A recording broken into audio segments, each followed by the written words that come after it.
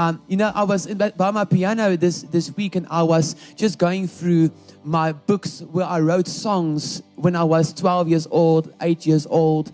And in that moment, God said to me so clearly, do you remember what you did when you sat behind the piano? And I was like, yes. And he said to me, you created a memory. And we always post photos on Facebook, Instagram. We make TikToks of what we go through or when we hang out with people, right? Do we do that?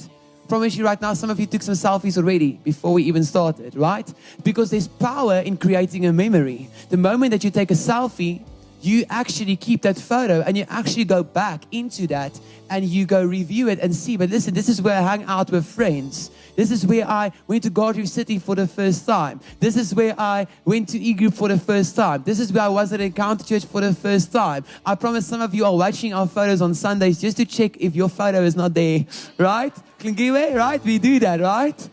That's true. Hey, we go check. The camera missed me today. I didn't get a photo, right? But why is that important to us? Because memory is powerful. So just the way we create memories with people, you can create a memory with God.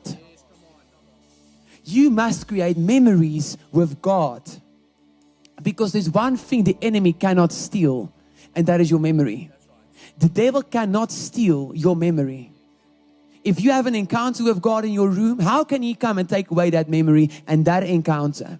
It's impossible for the enemy to take your memory. So through your friendship with God, you must create memories with God.